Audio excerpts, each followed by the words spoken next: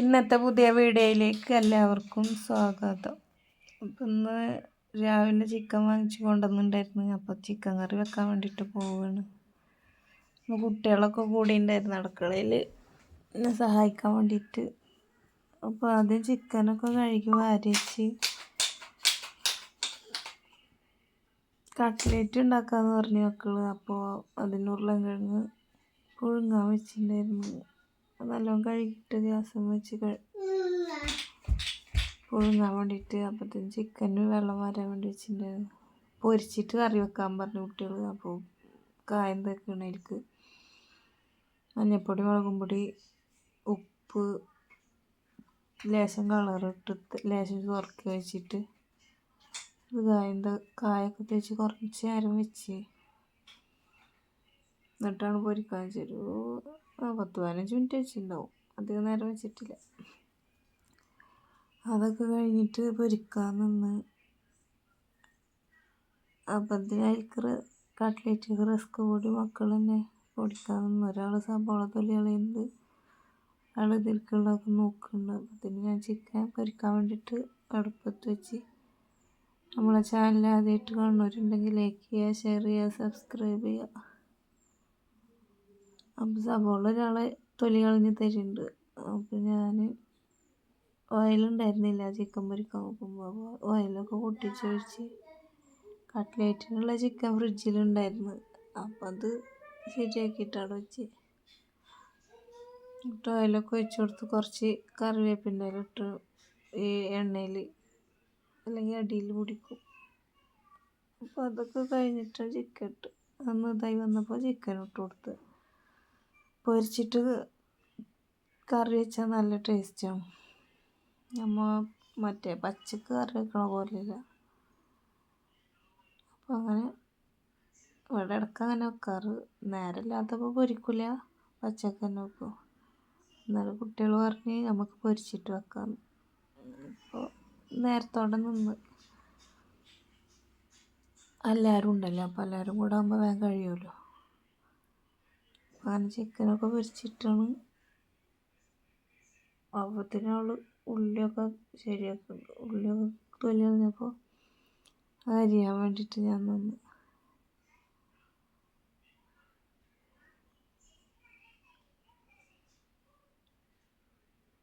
നല്ല ചൂടും നല്ല വെയിലും അങ്ങനെയൊക്കെ ആയിരുന്നു. നോമ്പ് നല്ല വെള്ളത്തിന് ദാഹമാണ്. വെള്ളമൊക്കെ കാണുമ്പോൾ കുടിക്കാനൊക്കെ തോന്നും. അങ്ങനെ 3 നോമ്പ് കഴിഞ്ഞപ്പോൾ ഞാൻ 4ാമത്തെ നോമ്പുണ്ട്. ഞാൻ ഇന്നലെ എടുത്ത വീഡിയോ 3ാമത്തെ നോമ്പിൻ്റെ വീഡിയോ 4ാമത്തെ നോമ്പിൻ്റെ അന്നാണ് അപ്ലോഡ് ചെയ്യുന്നത്. നല്ല വെയിലായിരുന്നു പുറത്തൊക്കെ നോക്കുമ്പോൾ. ഇന്നലെ രാത്രിയിൽ നല്ല മഴ പെയ്തിട്ടാ. ചിക്കൻ ഇങ്ങനെ വെന്തപ്പോൾ ഒരു ഭാഗം മറിച്ചിട്ട് കൊടുത്ത് അടുത്ത ഭാഗം വേവാൻ വേണ്ടിയിട്ട്. ഉരുളൻകിഴങ്ങൊക്കെ വെന്തിട്ടുണ്ടായിരുന്നു. അപ്പോൾ അത് മാറ്റി വെച്ചിട്ട് ഈ ഉള്ളി വാട്ടാൻ വേണ്ടിയിട്ട് കുക്കറിലാണ് ഇട്ടത്. അപ്പോൾ അങ്ങനെ ഉള്ളിയൊക്കെ വാട്ടി ഉരുളൻകിഴങ്ങിൻ്റെ തൊലിയൊക്കെ കളയാൻ വേണ്ടിയിട്ട് ഞാൻ മുളകും കൂടെ നിന്ന്. ഉള്ളി വാട്ടണയിൽ ചതച്ചത് ഇട്ട് കൊടുത്ത് കുറച്ച് ലേശം മഞ്ഞൾപ്പൊടിയും, ലേശം ചിക്കൻ മസാലയുടെ പൊടി, ലേശം ഗരം മസാലയുടെ പൊടിയും കൂടെ ഇട്ടു. കുറച്ച് ഉപ്പിട്ട് കൊടുത്ത്, വേറെ ഒന്നും ഇട്ടിട്ടില്ല. അപ്പം അതൊക്കെ ഇട്ടിട്ട് ഉള്ളി വാട്ടാൻ വേണ്ടിയിട്ട് കുക്കറിൽ 2 വിസിൽ അടിച്ചാൽ വേഗമാവുമല്ലോ. അങ്ങനെ കുക്കറിൽ വെച്ചതാണ്.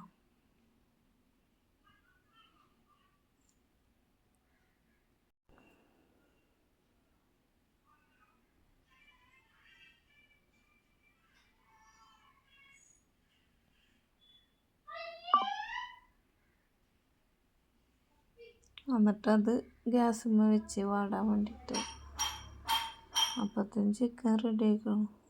2 ഭാഗം വെന്തുന്നുണ്ട്. അതൊക്കെ ഒന്നുകൂടെ ആയിക്കോട്ടെ വിചാരിച്ചിട്ട് പിന്നെ വിചാരിച്ച് എടുക്കുക, കറിയിലിടണതല്ലേ. പിന്നെ അധികം വേവിച്ചില്ല. അപ്പം അതങ്ങനൊക്കെ വേഗം എടുത്ത്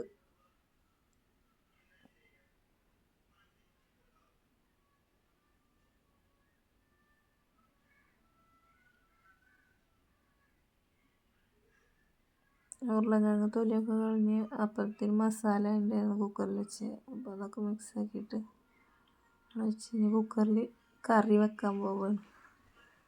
അതിന് ഉള്ളി അരിഞ്ഞ് വേറെ വെച്ചിട്ടുണ്ടായിരുന്നു.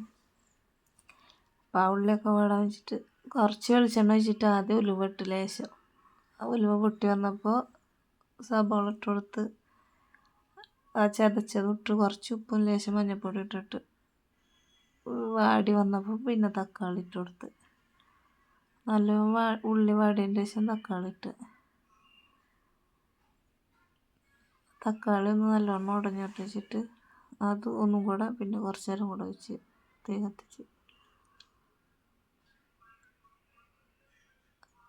പരിക്ക് ലേശം മുളകും പൊടി ഇട്ട് മഞ്ഞൾപ്പൊടി ഇട്ടില്ല. പിന്നെ ചിക്കൻ മസാലയുടെ പൊടി ഇട്ട് കൊടുത്ത് ഗരം മസാല ഇട്ട് ചിക്കനും ഇട്ട് കൊടുത്തിട്ട് നല്ലോണം മിക്സ് ചെയ്തെടുത്ത് കുറച്ച് വെള്ളം ഒഴിച്ച് കൊടുത്ത് അതവിടെ വെച്ച്. അപ്പത്തിന് കട്ട്ലേറ്റിനുള്ളത് റെഡിയാക്കാൻ നിന്നു.